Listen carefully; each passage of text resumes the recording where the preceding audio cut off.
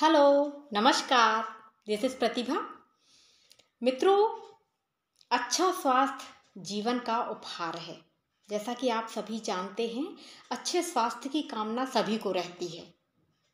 पुराने समय में भी कहा जाता था कि पहला सुख निरोगी काया है। मैंने पिछले वॉल्यूम में आपको दिशाओं के बारे में जनरल इंट्रोडक्शन दिया था। अब मैं आपको आगे मेजर डिसीजेस के बारे में बताना चाहती हूँ। सबसे पहले बात करते हैं नॉर्थ ईस्ट डायरेक्शन की। अगर नॉर्थ ईस्ट डायरेक्शन में आपका टॉयलेट है तो आपको क्या क्या समस्याओं का सामना करना पड़ेगा।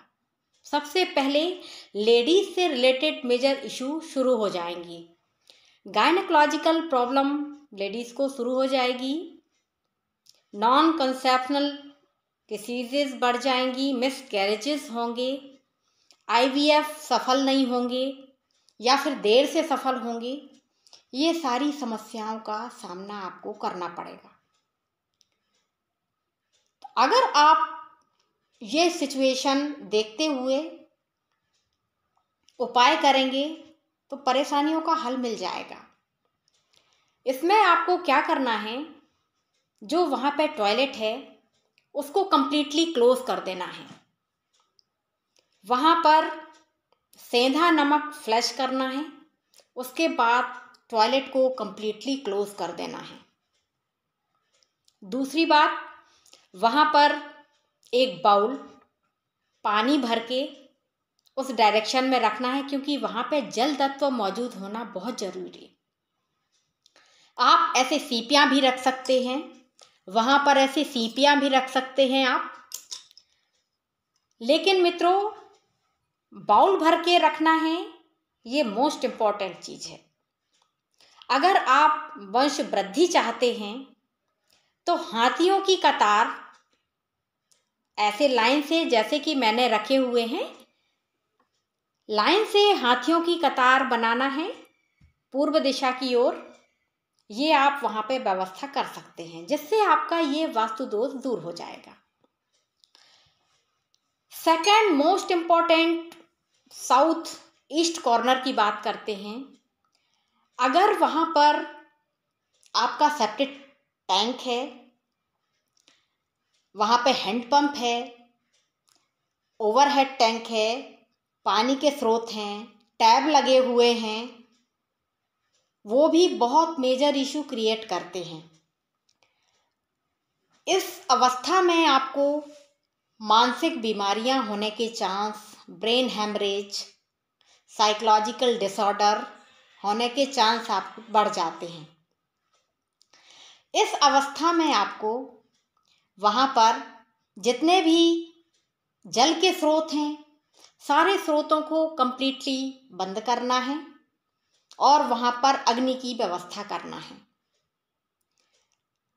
अग्नि की व्यवस्था, वैसे तो वो किचन का स्थान होता है, आग्नेय कोण में किचन की व्यवस्था होना चाहिए, लेकिन अगर वो संभव नहीं है तो आप वहाँ पे रेड कलर का बल्ब अप्लाई कर सकते हैं।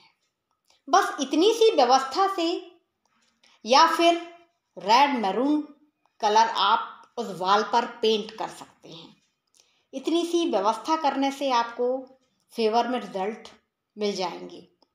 थर्ड इम्पॉर्टेंट थिंग मित्रों, क्या होता है, स्लीपिंग डिसऑर्डर आजकल बहुत देखने को मिलते हैं।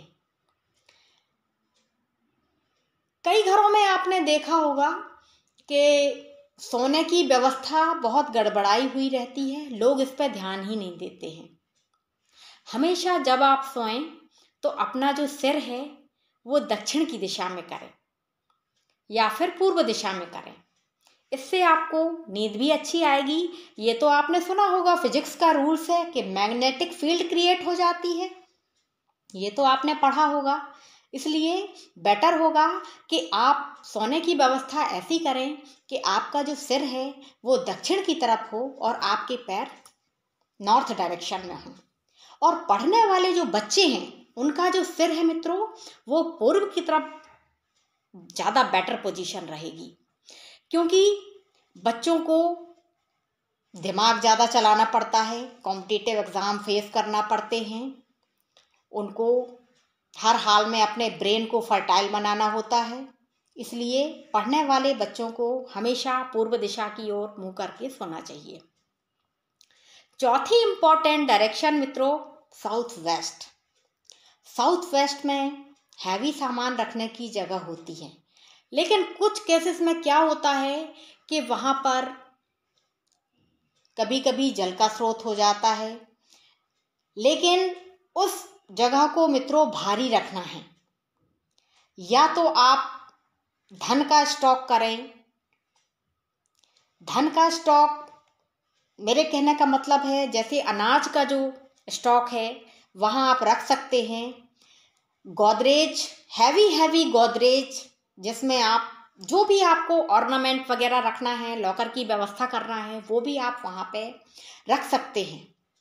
क्योंकि उस जो कॉर्नर को हैवी रखना होता है मित्रों, जितना ज़्यादा ये कॉर्नर हैवी रहेगा उतना ही ज़्यादा मेंटल पीस रहेगी। वहाँ से हार्मोनल इश्यूज देखने को मिलते हैं।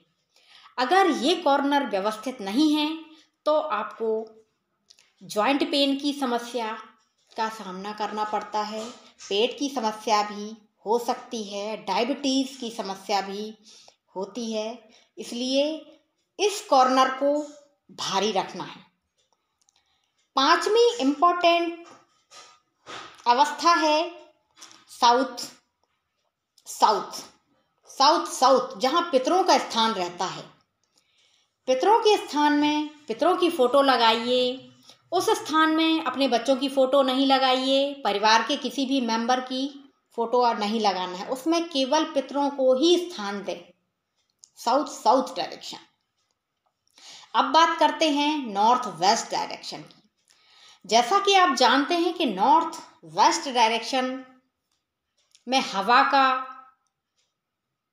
पर्याप्त इंतजाम होना चाहिए। अगर वहाँ हवा की व्यवस्था पर्याप्त नहीं है तो वहाँ आपकी जो बेटियां हैं उनकी शादियों में दिक्कत आएगी, आपके जो बच्चे हैं उनको प्रोग्रेस रुकेगी, जॉब मिलने में देरी होगी। यहाँ हल्का सामान रखें, हवादार होना चाहिए, ये जो कॉर्नर है वो हवादार होना चाहिए। और यहाँ जो रूम रहते हैं, वायव्य कोण का जो रूम रहता है, वहाँ बेटियों के सोने की व्यवस्था होना चाहिए। बेटियों का शयन कक्ष वहाँ आप बना सकते हैं, बहुत अच्छे रिजल्ट देखने को मिलते हैं। पांचवी इंपॉर्टेंट चीज है ब्रह्मस्थान। ब्रह्मस्थान में मित्रों साफ सफाई रखें। वहाँ पे हैवी सामान बिल्कुल नहीं रखना है। वहाँ पर ना ही आपको हैवी फर्नीचर रखना है, ना ही आपको हैवी जैसे कि लोहे के या फिर और जो फर्नीचर हैवी रहते हैं वो आपको नहीं रखना है। इस स्थान को आपको बिल्कुल साफ रखना है, खाली रखना है। यहाँ के पेट के डिसीजेस यहाँ से क्रिएट होना शुरू हो जाते हैं। इस स्थान को बिल्कुल साफ सुथरा रखना है। ये पूरे जो घर का है वो बैलेंस बनाता है। ब्रह्मस्थान पूरे घर का है, वो बैलेंस यहीं से आता है। मित्रों लास्ट इंपॉर्टेंट चीज मैं आपको बताना चाहूंगी, जितने भी आपके घर में टैब हैं वो टपकना नहीं चाहिए। बाकी जो भी ताले हैं वो विथ चाबी के साथ रखे हुए होना चाहिए। ये नहीं है कि ताला है चाबी नहीं है, ऐसे ताले आप फेंक दीजिए। घड़ियां हैं या तो वो चलती रहें या फिर जो वर्किंग में है उन्हीं को रखना है। अगर जो वर्किंग में नहीं है उसको मित्रों बाहर कीजिए।